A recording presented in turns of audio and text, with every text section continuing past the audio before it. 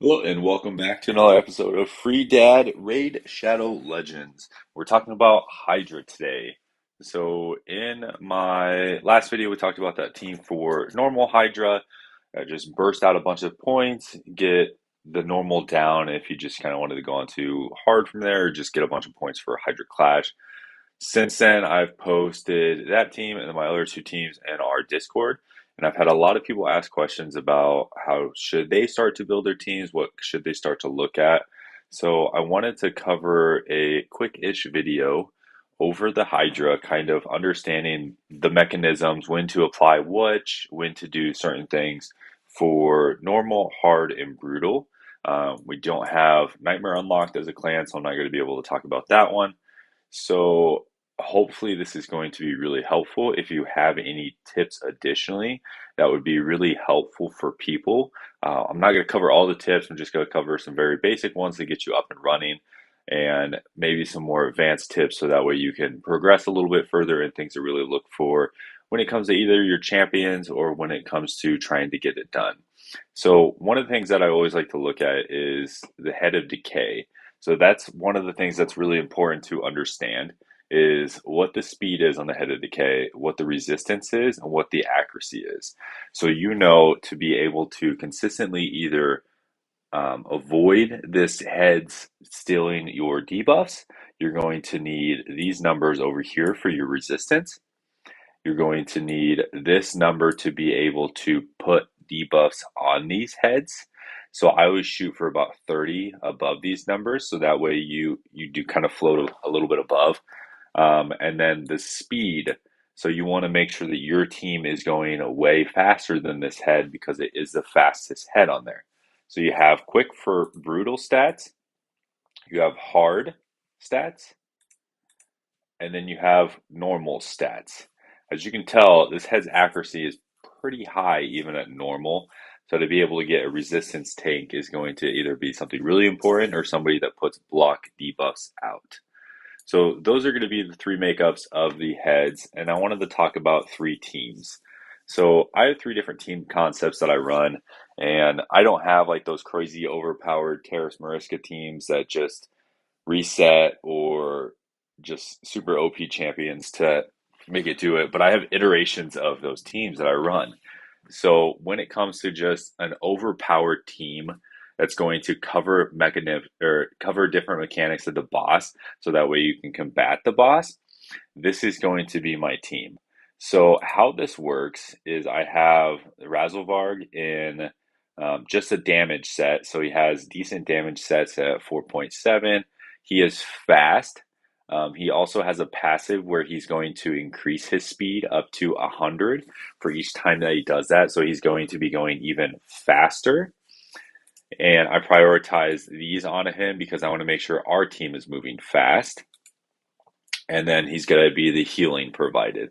So we'll go over the champions real quick, and then we'll say, okay, for this type of team, this is really what you need on there. Then we have our Venus, who brings our defense or drop defense and drop weekend, and then our burn. Burn for this team is really important because we have Blade Master, so we're activating his skills through it. We have my live arena Harima with almost 7K. I'm just working on that last or the next blessing, so that way she gets 700 more defense from there. Good crit damage, decent accuracy. You don't need a lot of accuracy. The accuracy resistant or the accuracy requirement is 145 to be able to consistently land them. And she's at 143. Eventually, I'll glyph that up to be able to land that. We prioritize the provoke skill and then make sure that she's going to use this one as much as possible. So she's going to stack up more defense there. We have the Sun Wukong prioritizing the block buffs, and then he can kind of do whatever. Good stats, fast enough to obviously beat that head of decay is a really important part for him. And just bringing a bunch of damage, good accuracy, good resistance for the most part. And then we have, because he's going to be stealing all the buffs on this, so that's why the resistance is a little bit higher for him. And then we have our Blade Master, who's going to prioritize his big hitting skill and then make sure he's using this one so he's getting more buffs. I should be able to put some more resistance on him, but his resistance is a little bit higher. Sometimes he can resist that still, but most of the time he doesn't. Ideally, I'll rebuild him probably after this rotation for a little bit more resistance and less accuracy in this build. But good speed, enough to just continuously kind of push out damage. And we do have this speed aura in Razzlevarg. I think it's 19%. And then he's going to also be increased speed the whole time. So this number is going to look more like 225, 230, or whatever it ends up being. And then we have Duchess, who's just going to prioritize our block debuffs and our increased attack, and then putting on the perfect veil there. She can use a revive whenever she wants to, but she is going to be fast and tanky from there with resistance. We'd love for her to be the target. It just never happens because we do have self buffers on a couple of these, so she's never the resistance tank. Unfortunately, she does have a blood shield accessory on to put an extra buff on there. So that's going to be the team and kind of cover what's important with these teams, why they're important, and if you're looking at your roster, kind of how you do this. So the number one thing I look at when I'm building these is how I can deal with the head that cleanses. That to me is one of the most annoying heads, and the only way that you're going to deal with that head is through provoke. So on normal, it's a little bit easier. You have more flexibility with your provoke. So Harima brings a provoke on a 3-turn cooldown. She is semi-fast, but she's not going to be able to get back every single time to provoke it, which is important about this team with it and why I use her in this spot versus using her in other spots. And we'll kind of cover on, hey, if you want to use Harima a little bit higher, this is kind of the extra stuff that you need to be able to make that happen. It's definitely doable. I have her in, I think it's my hard or my brutal team, one of those two, and she's one of my provokers, and I have a way to provoke outside of her too. So she's in a lethal set. She's just going to bring damage there, and then going to use her other damage set. This is the opener, and what I'll watch for when we make our run, since her resistance isn't as high as it probably should be on this one, since or her accuracy isn't as high, since we're looking for that 145 resist or accuracy. It is enough to land that debuff on that head. So when you start the run, all these teams are going to be full auto that I start, but I'll just look for certain things. So when I start the run, I want to make sure that head gets landed on the provoke. Now, when you're running these, you can do 3 types of run. You can do a manual run, you can do a semi-auto run, or a full auto run. This team produces enough damage to just knock down the heads, and that's kind of the concept of this team. It's just heavy damage while dealing with the boss's mechanics that are annoying.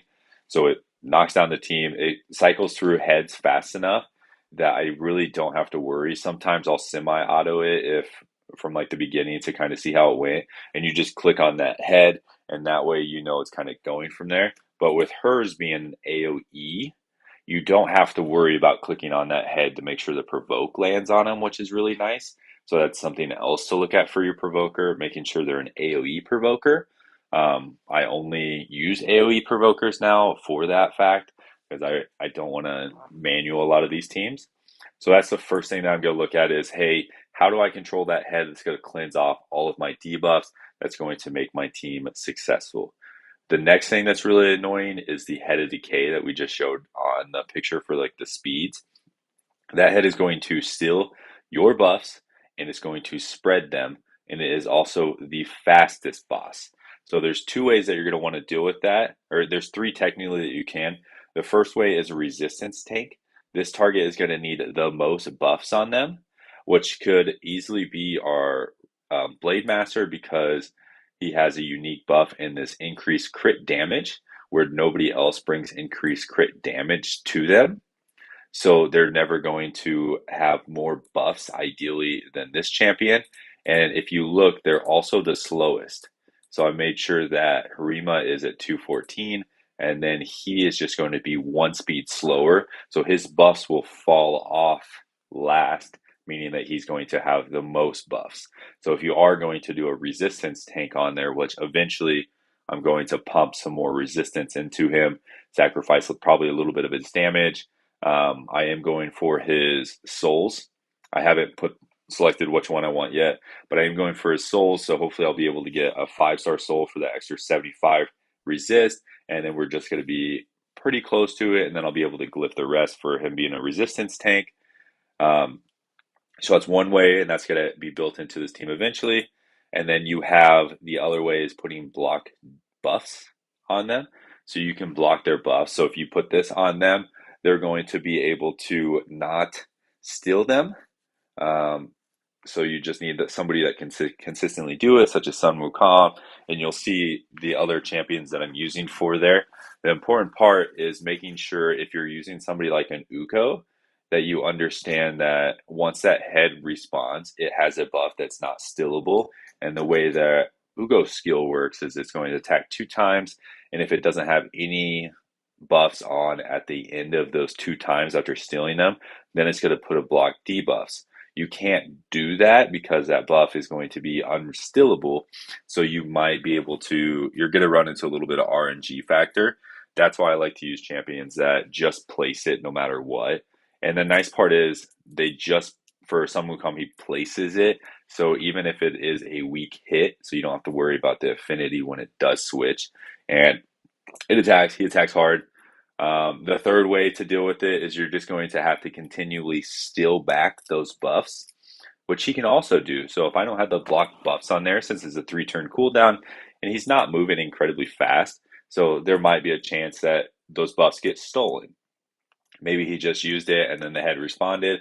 So this head is the fastest one. So it's going to most likely steal those buffs and it might spread them before we get back to this turn, which isn't really too much of an issue if you are using Sun Wukong, and everybody should have and that watches this video. I'm pretty sure that it at least probably should be looking at Hydra right now. And if you don't have him, I would imagine you're probably not looking at Hydra right now. It's probably a little early for you.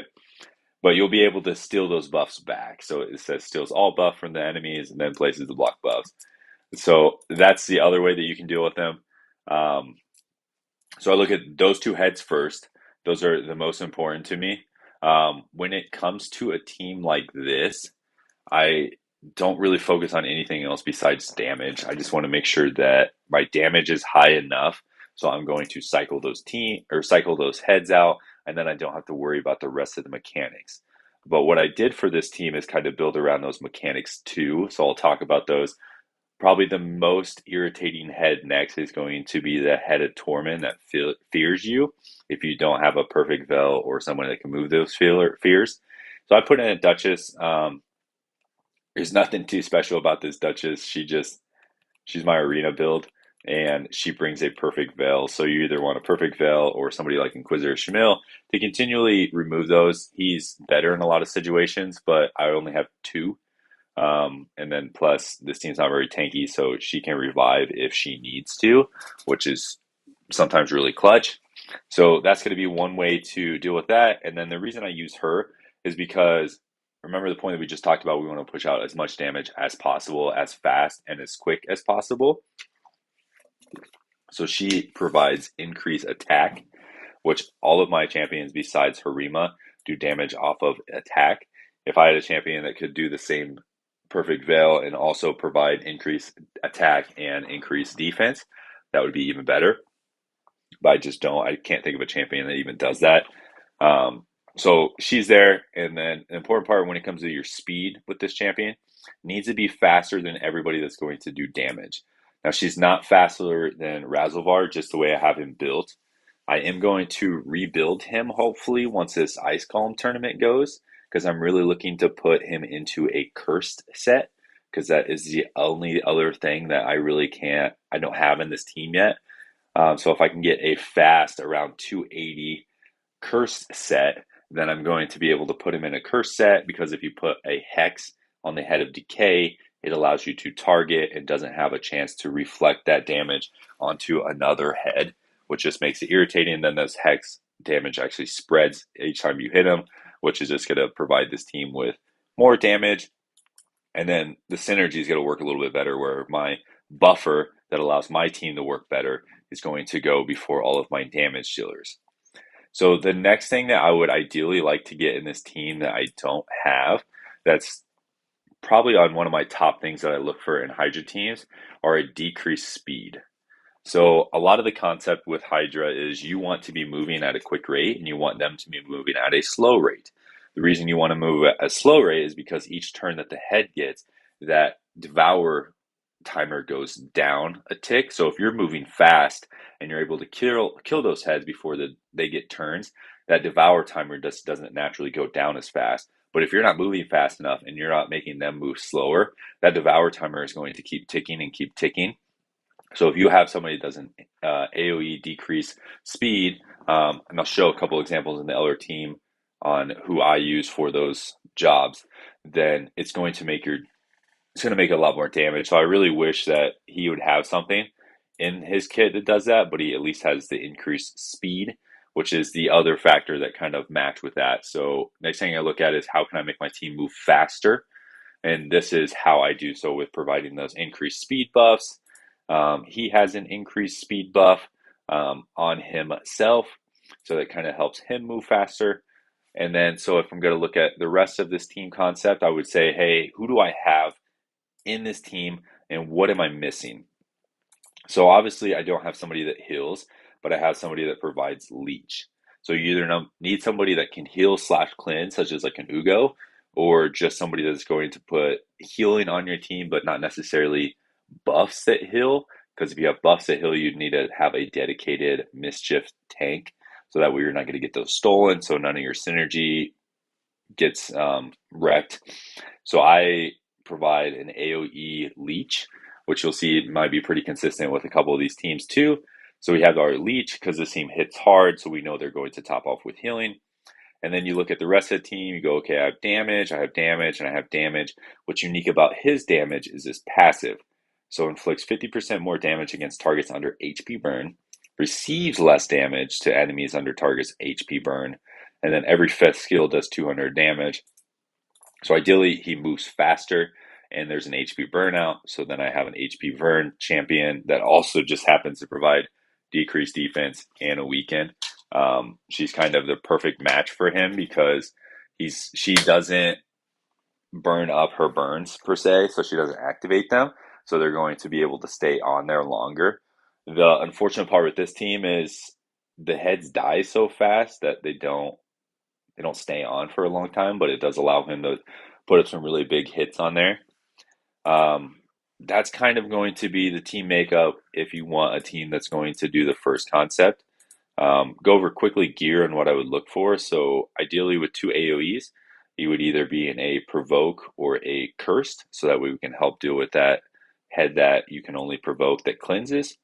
You have Venus. Venus is just kind of an all-around build. She's speed tuned for a lot of my seer teams, and then some dungeon. She kind of solos dungeon, so not really necessarily um, any gear sets. She just needs to. She activates these other damage dealers, so just needs to be faster.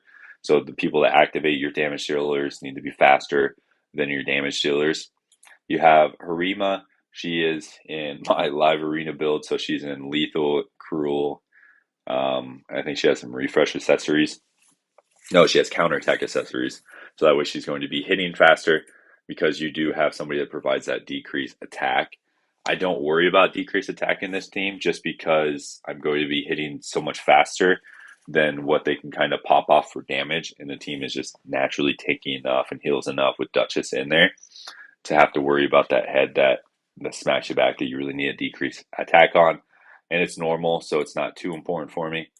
You have Sun Wukong. He is in lethal, also with a refresh accessory. So that way, hopefully, we can get back to the Now You See Us ability. Then we have our Blade Master, which is one of our main damage dealers here. He is in a regeneration set, or no, not regeneration. He's a relentless set, so that way he's going to be doing more attacks more often.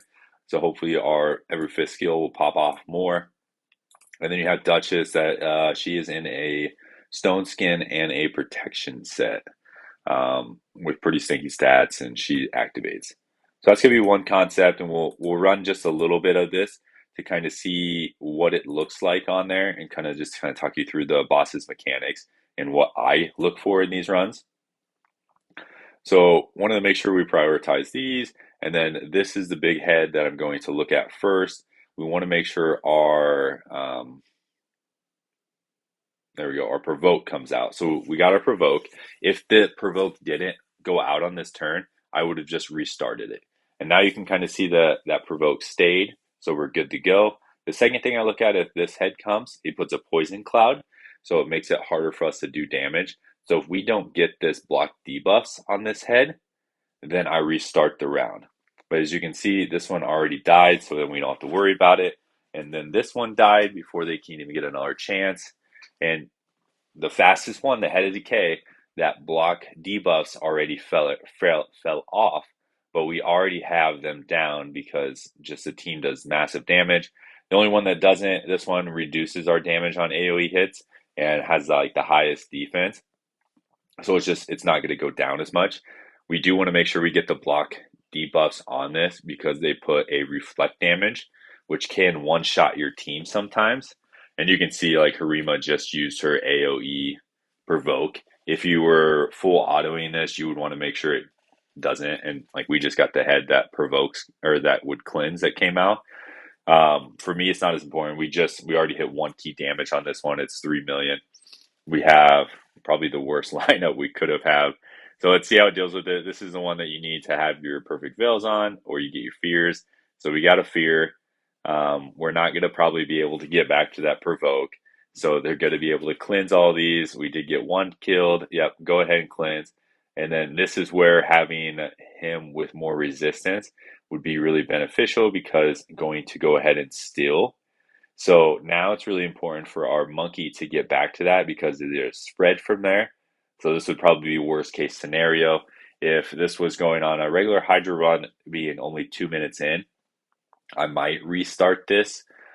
Depends on how it goes. And at the end of the day, if you just let it run full auto and you're just like, get done with it, and you don't like the damage, just restart your run. They can differ so much.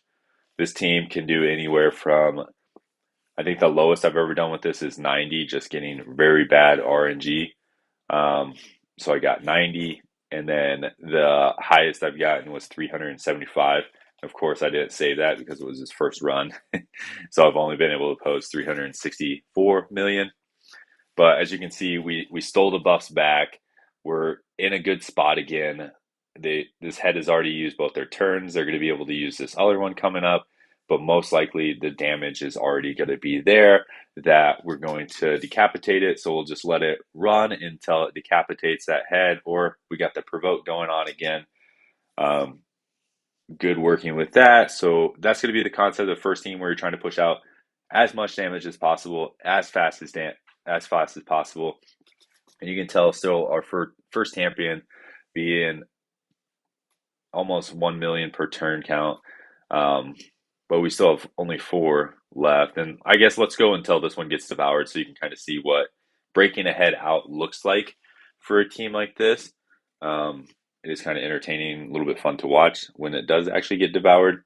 And Sun Wukong is a really important part of this team with the block debuffs on there and the damage and being able to steal buffs in case they do get buffs on them. The head of Wrath will get like an increased attack.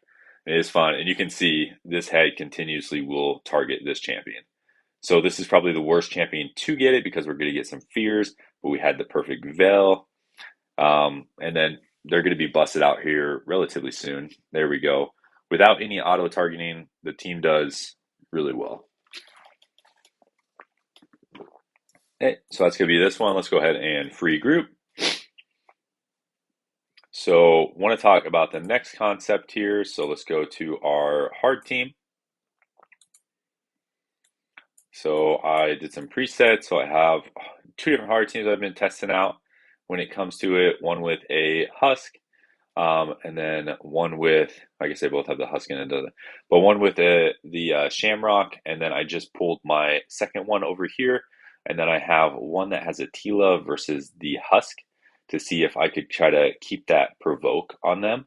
And I was able to build this a little bit different. So let's talk about this one because it does utilize Harima. So when it comes to the main concepts of a little bit higher difficulty, this is where you want to be able to provide some more sustainability. And this team is going to have to get a little bit more creative to deal with heads. So this will probably be for somebody that their gear isn't as good. So being able to understand this concept. So the first head that we talked about before is the head that can cleanse. So we want somebody that provokes. So we have our Harima over here. We have our provoke option right there. And if you notice, I do not open with this, and I'll explain why here. Because the other way that you can deal with it is a provoke set. So I have a provoke set in Necmo. He's running 290. Necmo is just one of, if not the best Hydra champions I can think of. It's going to be for like your team. So good. I was lucky enough to get two very recently, which has been great. Both these teams float around 200 million on hard, and then the other one does brutal at about 200 million, both full auto, which is great. But having the provoke on an AoE champion, so they have all their skills that do AoE or grants an extra skill to those AoE champions. Those are going to provide the provokes, and you'll see when we start the run, we open up with Lady Mikage's ally attack, and it allows Necrofar to try to get that provoke, and we'll just keep restarting it until he does land a provoke, so that way we save Harima's provoke for that next turn. So that's going to be the concept to deal with that. And then we have the head of the K for the block debuffs. So we have Ugo, I think is one of the best champions for this. We have block debuffs, and then we have some healing. And she also removes the heal reduction and then removes one random debuff from your champion. So you can remove a poison, which is really nice from there. But she's going to prioritize this, which allows us to deal with the head with block debuffs or block buffs. And it allows us to put decreased defense on this team. So we're going to be able to hit harder. We don't have an AoE weaken champ, so we're going to rely on Ugo very heavily. That's why she is at 269. She has good resistance. She has good accuracy, so she's going to lay in everything. And then she's tanky on there. She does have a very cheeky leech that sometimes lands and sometimes really important to land. And you can top off some of your healing that way. We don't rely on this leech though, just because we have other ways of healing on this team. But with those Lady Mikage ally attacks, she lands leech more often than you would think.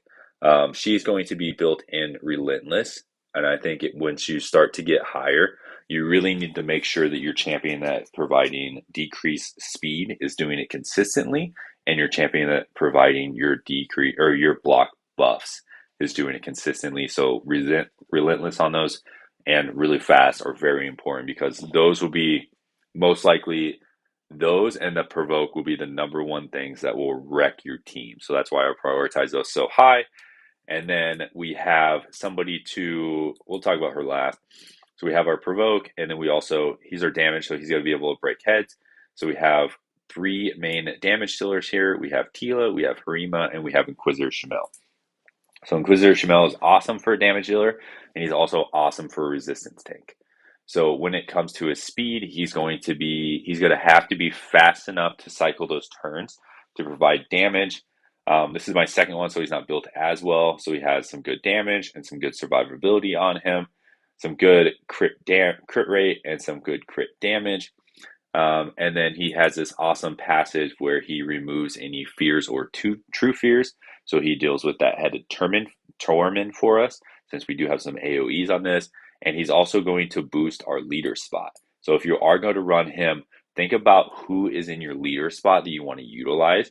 Before I'd use Lady Mikage, so she's going to cycle a lot of her ally attacks. And then her A1, since Harima joins in with her A1, she's going to be able to utilize our damage dealer the best as possible, and then utilize our team mechanic as best as possible. Before it was her, now it's Necmo, because I think provoke is more important. So he's going to be getting more attacks and going to be able to land that provoke on that head more consistently. And then he also is just super important because he provides a decreased speed and then a leech. So that's how we're going to be healing, how they're going to be moving slower. And then he allows our team to be moving faster with this increased speed. So he's going to be getting back to those. And then this is where we start to kind of worry about the Head of Wrath, the one that will be those big hits once you either get his turn count up to really high. When you hit him, that timer gets higher and higher. So we want to make sure we're getting that decreased attack. It's only a 40% chance, but he should be able to get enough turns.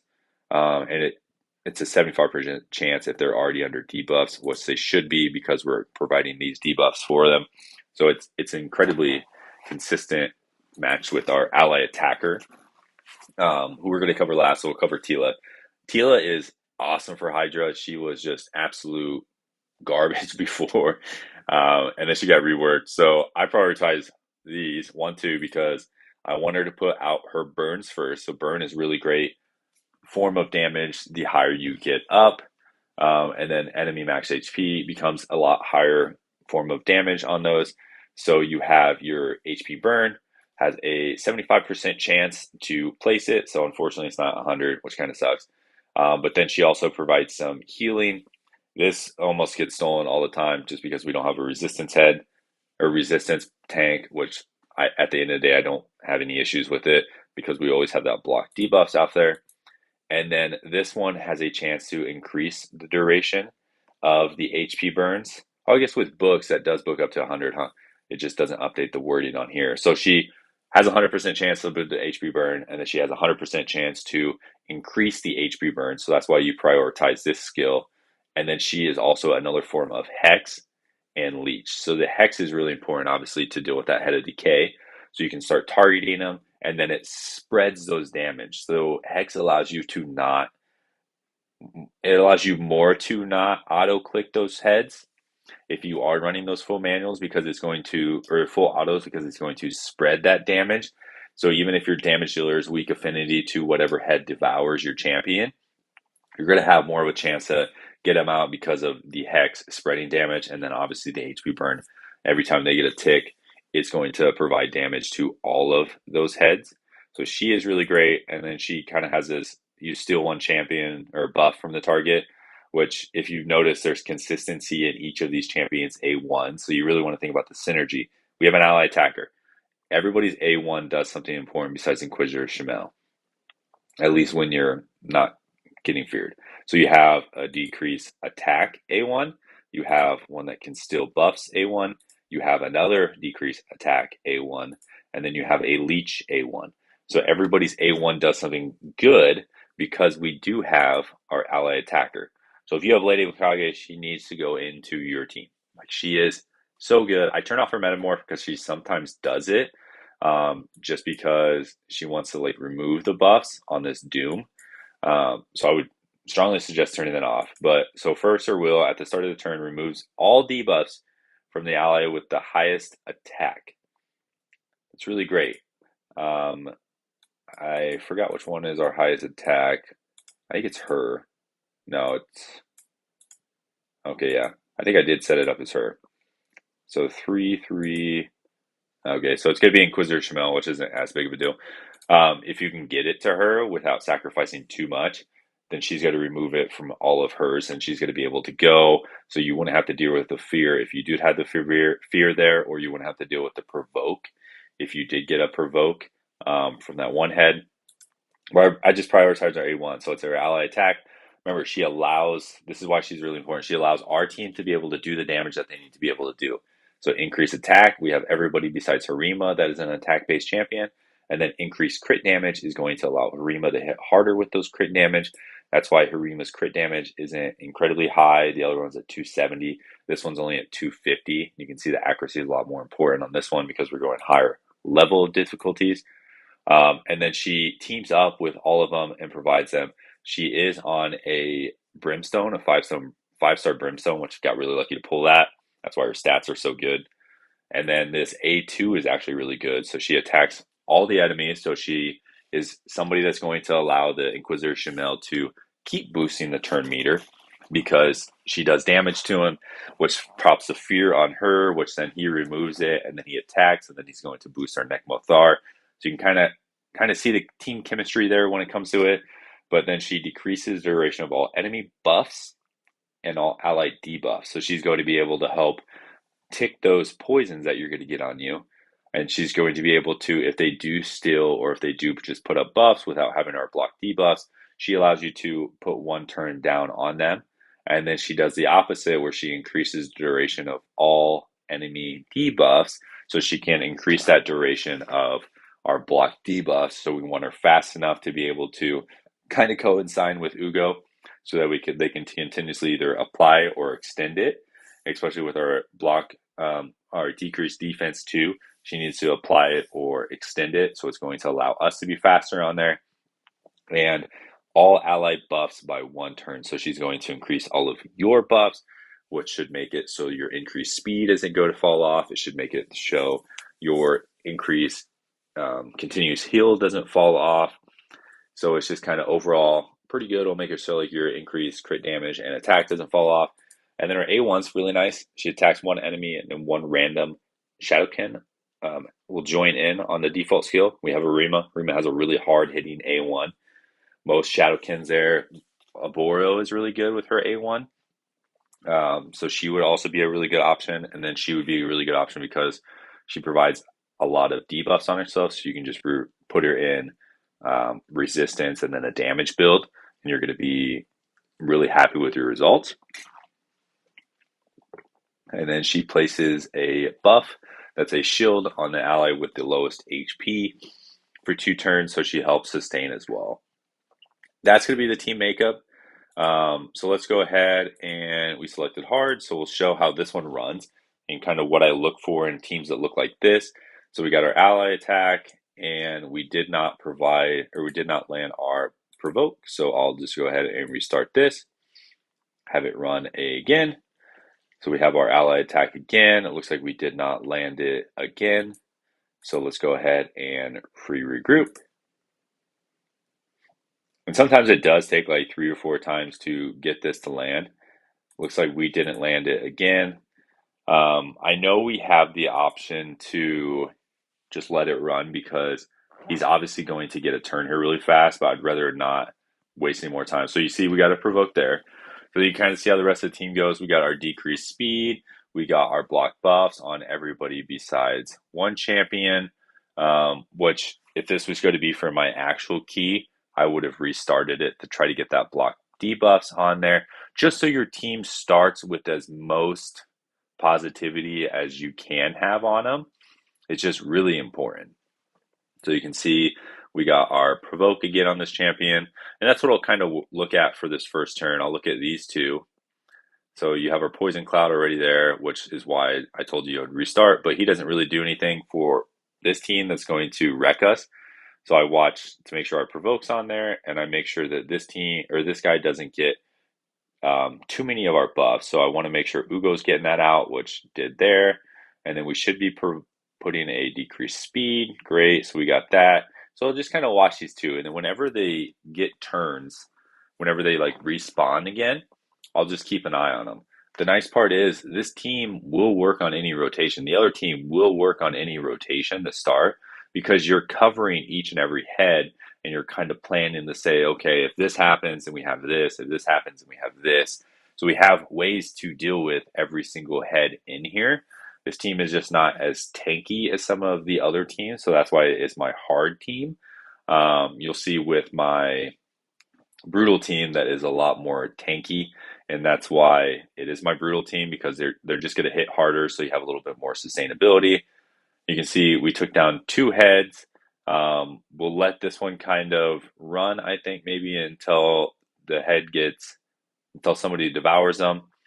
And then we'll just kind of go from there to see how it works for getting those heads out.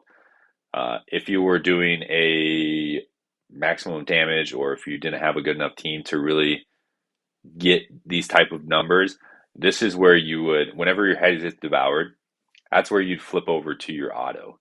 So let's just show you what it would look like in this example. So I'd flip over to auto before any head came up, and I want to make sure that I have my skills that are really important to me available. So I'm going to go ahead and just kind of click around. This is where you can make sure you get the maximum damage on there. So we're not going to use this because we don't have our head of decay up.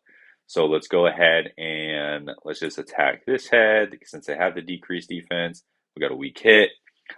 Okay, so we have our poison cloud head. Luckily, this head will come up before this one should get a go, and then we'll get our Ugo on, so that way we can provide it. See, we have our provoke, so we go ahead and make sure our provoke goes out. Let's hit the head. We get an extra turn. I forgot to mention, when it comes to builds, relentless. This is a damage lethal, provoke, a damage lethal, and then she's in a protection. I think just a protection set. So let's put our burns out there. We don't really need to use this one because we don't have to decrease. So let's just A1. We'll get the ally attack. We'll get the shield. And then we're just kind of waiting for this head to spawn. Hopefully they spawn now. Perfect. And then we got this one coming up. And you can see we had our head of decay. So we can put our block debuffs out there. Of course, we got on everyone besides that head. So let's try to bust some damage there. I'd love to get a ally attack there, which would have been really nice. But thankfully, we got the block debuffs on that champion. So we're able to keep putting our provoke on that head. And you can see the provoke fell off. So let's put our hex. Would have loved to get a hex on that champion. Hopefully we get a decreased speed. Did not landing a lot of debuffs on this head for whatever reason. We got our counterattacks. We're going to go ahead and cleanse off this weekend. We're going to a big ally attack. We do have this hex on them, so we'll actually be able to target this champion. So I'm just going to do this because they have the lowest HP. They're one of the most annoying heads to deal with. And unfortunately, with our ally attack, we didn't get that landed. So we'll just kind of rotate through our skills. Really hoping for neck bow, and this is one of the important parts for having that provoke, or that provoke set. So let's go ahead and put our poisons on. Still the buffs there, so let's go ahead and keep attacking this head. We'll be able to knock them down. Big attacks. We don't have to worry about that. The nice part is sometimes they will get a relentless proc there, so we can instantly just provide it back. We got our provoke. See how timely those are? So we got the provoke, so we'll just kind of let this run on full auto. That's what it would look like if you were going and doing a full manual run. You'd want to prioritize when you're using your skills, when you're doing different things on there to not only get the most maximum damage out, but to deal with the head mechanics. It's one thing to just build a team to deal with head mechanics and to try to work around that, but it's another thing to actually build a team that's going to deal damage and be able to get people out. So it looks like we have 3 turns left on these heads. So there's 1 and 2 will be coming up here. So we're either going to get one of those heads to devour, either the provoke head or the head of, I think that head's called the head of suffering. This one right here. Nice part is we got the hex out from there. We have plenty of burns out. So we got the devour champion right there. Not going to click anything. I don't know if the AI just knows to target that head, but we had the ally attack go there. And this head, it's the hardest to probably get them outside of the head of decay if you do not have a provoke on, or if you do not have a hex on, because you're not going to be able to target that head. And as you can tell, before they even got another turn, we got them out due to HP burn, due to hex, and due to just straight up damage. So I'm going to go ahead and free regroup here, and then we'll talk about the last team. So this one, you're really going to utilize, this hard one, you're utilizing sets over champions. So let's go to our brutal team. So for brutal, there's going to be different things you look at as when you go higher, because brutal heads have higher HP. So that is why you're going to start seeing damage dealers like Newt, Crizia, Husk, different damage dealers like that. That's going to be picked first over just like Blade Masters. Who was our other one? Razzlebard. They're going to be more important to you because they do damage off of max HP. So that's why we have Newt. He's built in Relentless and then Refresh accessories. Uses Blessed Bash, which is going to decrease their defense each time. Each hit also heals his champion by 30%. So that's it's a very underlooked thing, but it comes in very clutch, which is really cool. Then he deals off a defense and enemy max HP. He has his AoE attack that provides weaken. And then we have our decreased defense. So it's going to allow everybody, it does put a counter attack. So if you do not either have a consistent resistance tank or somebody that can put up your block debuffs, you really need to watch for that. I've ran it both ways, and the difference is about 30 to 40 million on full auto using it with this, so you get more damage. So I just keep it on and just kind of watch the run in the background in case I'm not I'm not getting, or if they are getting this stolen, I'm making sure like we can get this taken off. But pretty fast, almost 250, 4,000 defense. I think um, these cap the enemy max HP stuff. So does really great. And then his A1, not really important for Hydra. You have Inquisitor Shamel. This one's built a little bit better. 4.6k, 250. This is my other damage dealer. So if you kind of look at the team, you're going, okay, where are you getting damage from? So I have a damage dealer here, I have a damage dealer here, and then I have a sneaky damage dealer here. So you have your damage dealer, he's just going to open up with this, and then we're going to allow everybody to get their debuffs out before we use our bigger turn. We have our Ugo. This one is my faster Ugo, where we're going to, I should have prioritized this. So we're going to prioritize our defense down and our block buffs. She's also in Relentless, so it's going to allow her to use more turns. And then she has the Crush and Rend, just to allow us to hit harder as a team. But good defense, really good HP. She doesn't really hit, but she gets good resistance and good accuracy. We'd need a 400 resistance type of tank on here, and I just don't have it yet. I am working towards that. I'll let you know who in this team would be that person to do so. But in Relentless, so going to shuffle through returns really quick. And we have Mathrala. And if you go, hey, I thought you said she was a sneaky damage dealer. She doesn't have damage stats. So with Mithril is really nice because you can build her with good HP, you can build her with good resistance, um, you can build her with good accuracy, and then she doubles with resistance. She can't be my resistance tank in a lot of these because she doesn't provide herself another buff outside of what everybody else is providing. Um, I'm going to work on. I need to get a blood shield accessory for her that actually worked with the rest of her kit. I just don't have one for this faction, and then she'll be able to have one more than everybody else besides Molly, and then it will be between the two of them, whichever one that head is going to try to target. Hopefully, it's going to be Mithrala, but I'm also going to work on building Molly there. But Mithrala is a sneaky damage dealer because she places a hex on everybody, so that's going to allow her damage to be higher because every time, say, the AoE max HP hit a head with a tech or a head with a hex is going to spread to all of them. And then she also increases the defense. So we have our decreased damage dealer and then our offense or our attack damage dealer. So she's going to allow both of them to hit harder. That's why you see Inquisitor Shamel's crit damage is probably higher than what it should be with his attack. And you can kind of see these are probably even stats, but it allows him to hit harder whenever she activates. And then she also can cleanse the team and then put a strength in and a shield, allowing us to last longer because the head of Wrath is going to be an issue.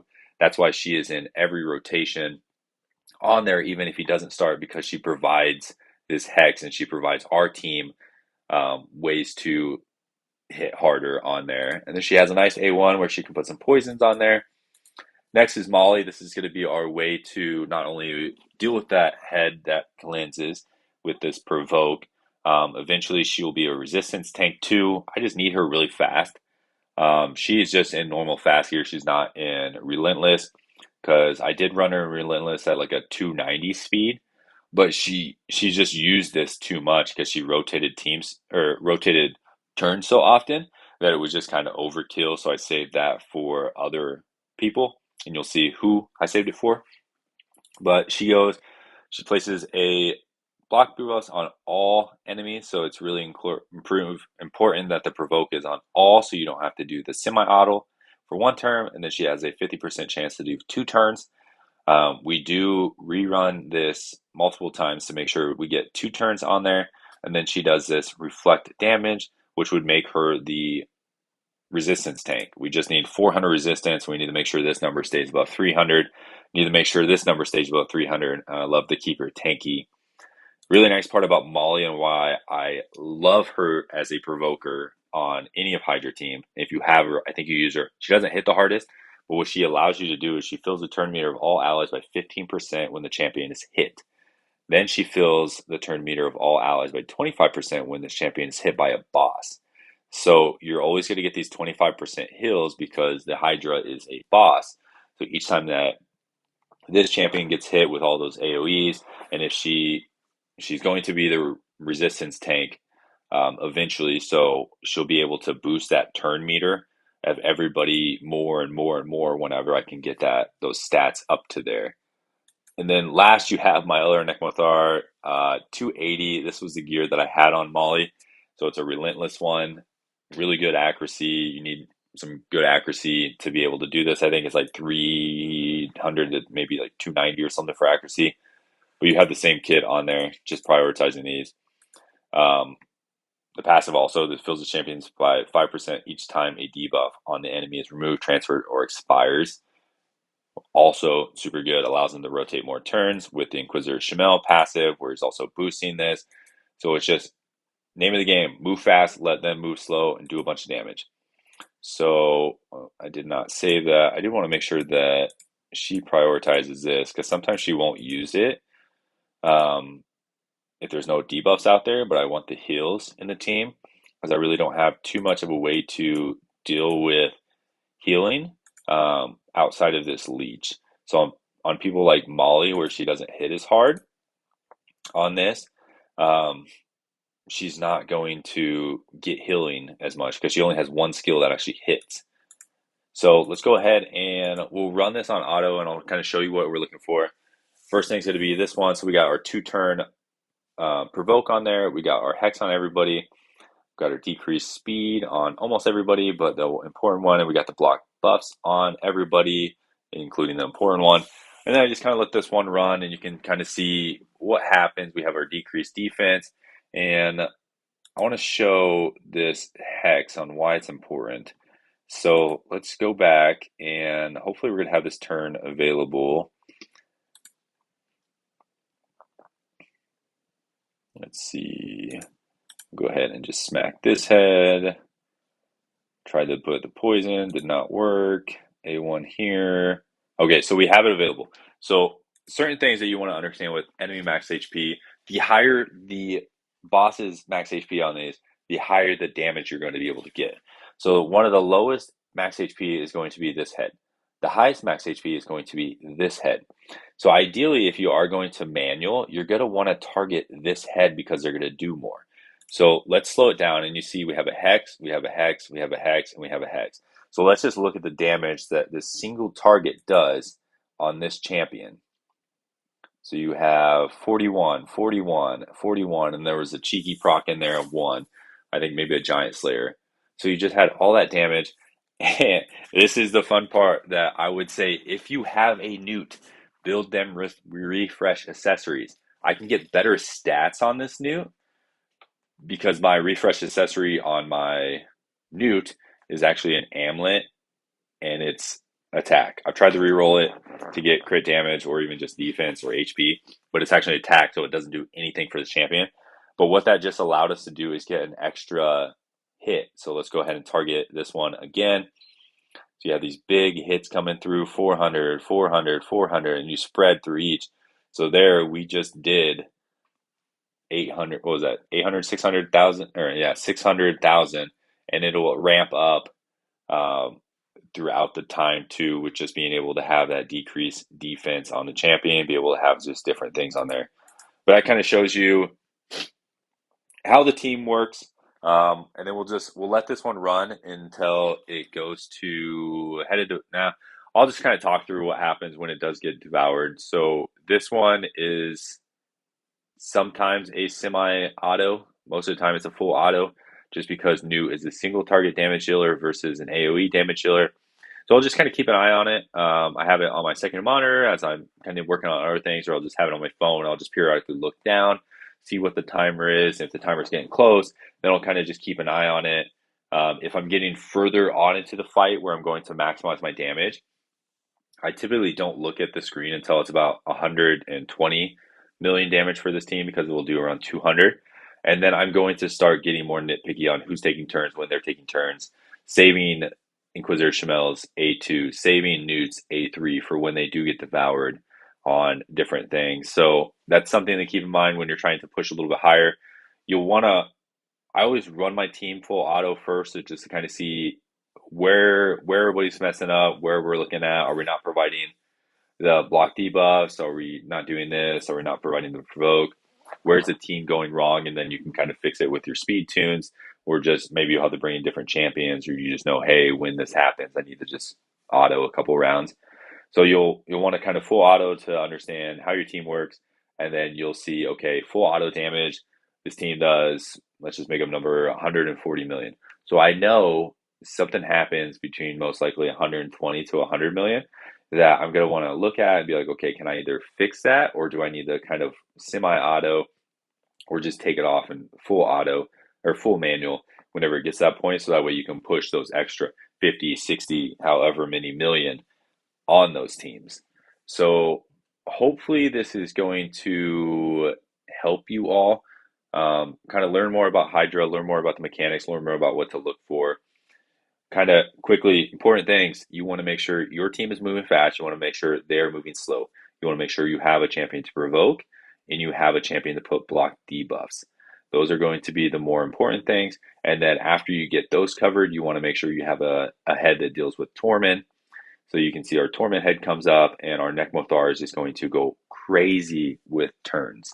He's going to boost himself. He's going to keep boosting himself like back-to-back turns pretty much before anybody else went there from all of these. He's just going to keep going. So that's something also to look for. And then you want to just build in survivability and damage. If I would weigh one over the other, and you have all of those buffs taken care of, where you're moving fast, they're moving slow, it's got to be damage. I think you can build a lot of survivability into this team, and you're not going to have as much benefit because you might last a little bit longer, but you're just not going to provide as much damage. So they're going to have, like, you're going to take the same, like, their box. This team and the other team will do boss turn counts no matter what. Like, they're just going to reach up to the turn. They're tanky enough. If you looked at the builds, you might think, oh, these aren't as tanky as you'd want them, but these are more tanky. I can drop a lot of tankiness from, like, Molly. I can drop a lot of tankiness from my Nekmothar to be able to do this. Make him either go faster, make him have more resistance, make him have more accuracy, more damage eventually in this team is what you can kind of do. But I would prioritize damage over survivability, because you can get pretty far with very basic survivability stats, because you already have like an increased defense of 60%. You're going to have a strengthening what reduces their damage by 25%. You're going to have passives that's going to help you either reduce damage or help you kind of do different things. I was hoping they were going to have the big one so I can kind of show you the damage. Maybe he'll get an extra turn here. No extra turn. I do want to show you Newt's damage when it comes to being on like this head versus being on the head of suffering. So I'm going to kind of just rotate through these skills real fast.